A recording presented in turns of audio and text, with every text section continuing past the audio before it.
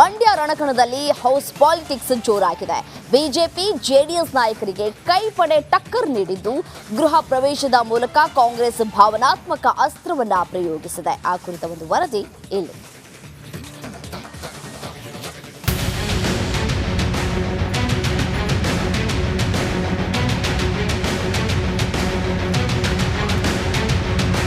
ಎರಡು 2019 ಲೋಕಸಭೆ ಚುನಾವಣೆ ವೇಳೆ ಮಂಡ್ಯದಲ್ಲಿ ಹೌಸ್ ಪಾಲಿಟಿಕ್ಸ್ ಜೋರಾಗಿತ್ತು.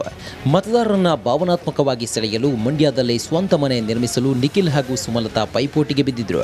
ಚುನಾವಣೆಯಲ್ಲಿ ಸೋತ ಬಳಿಕ ನಿಖಿಲ್ ಮಂಡ್ಯವನ್ನ ಮರೆತರೆ ಸುಮಲತಾ ಹನಕೆರೆ ಬಳಿ ಭೂಮಿ ಪೂಜೆ ಮಾಡಿ ಸೈಲೆಂಟ್ ಆಗಿದ್ರು.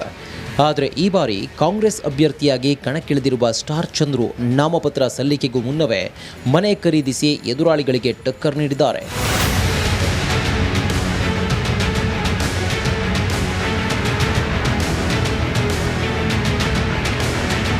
ಮಂಡ್ಯದಿಂದ ಕುಮಾರಸ್ವಾಮಿ ಅಥವಾ ನಿಖಿಲ್ ಸ್ಪರ್ಧೆಗೆ ಸುಳಿವು ಸಿಕ್ತಿದ್ದಂತೆ ಕಾಂಗ್ರೆಸ್ ಮತ್ತಷ್ಟು ಆಕ್ಟಿವ್ ಆಗಿದೆ. ನಾನು ಮಂಡ್ಯ ಬಿಟ್ಟು ಎಲ್ಲೂ ಹೋಗಲ್ಲ ಅನ್ನೋ ಸಂದೇಶ ರವಾನಿಸಲು ಸ್ಟಾರ್ ಚಂದ್ರು ಹೊಸ ಮನೆ ಖರೀದಿಸಿ ಗೃಹ ಪ್ರವೇಶವನ್ನು ನೆರವೇರಿಸಿದ್ದಾರೆ. ಸೇವೆ ಮಾಡೋಕ್ಕೆ ಬಂದಿದ್ದೀನಿ, ನಿಮ್ಮ ಸೇವೆ ಮಾಡ್ಕೊಂಡು ಸದಾ ಇರ್ತೀನಿ, ನೀವು ದಯವಿಟ್ಟು ನನಗೆ ಸಹಕಾರ ಕೊಟ್ಟು ಗೆಲ್ಲಿಸಿ, ನಿಮ್ಮ ಸೇವೆ ಮಾಡಲು ನಾನು ಬದ್ಧನಾಗಿರ್ತೀನಿ ಅಂತ ಮತದಾರರಲ್ಲಿ ಕೇಳ್ಕೊತೀನಿ. ಮಂಡ್ಯದ ಬಂದಿಗೌಡ ಬಡಾವಣೆಯಲ್ಲಿ 2,28,00,000 ಕೊಟ್ಟು ಚಂದ್ರು ಮನೆ ಖರೀದಿಸಿದ್ದು, ಸಚಿವ ಚೆಲುವರಾಯಸ್ವಾಮಿ ಸೇರಿದಂತೆ ಕಾಂಗ್ರೆಸ್ ಶಾಸಕರು ಹಾಗೂ ಮುಖಂಡರು ಗೃಹ ಪ್ರವೇಶದಲ್ಲಿ ಭಾಗಿಯಾಗಿದ್ದರು. ಕಳೆದ ಒಂದು ವಾರದಿಂದ ಮಂಡ್ಯ ಜಿಲ್ಲೆಯಲ್ಲಿ ಎಲ್ಲ ಕಾರ್ಯಕರ್ತರು, ಮುಖಂಡರು ಮತ್ತು ಸ್ವಂತ ಕಚೇರಿ, ಕಾಂಗ್ರೆಸ್ ಪಕ್ಷದ ಆಫೀಸು ಒಂದು ಕಡೆ ಇದೆ. ಆದರೆ ಇದು ಲೋಕಸಭಾ ಚುನಾವಣೆಯ ಅಭ್ಯರ್ಥಿಯ ಕಚೇರಿ. ಪಕ್ಷದ ಕಚೇರಿ ಅಂದರೂ ತೊಂದರೆ ಇಲ್ಲ, ಸ್ವಂತ ಕಚೇರಿ ಅಂದರೂ ತೊಂದರೆ ಇಲ್ಲ.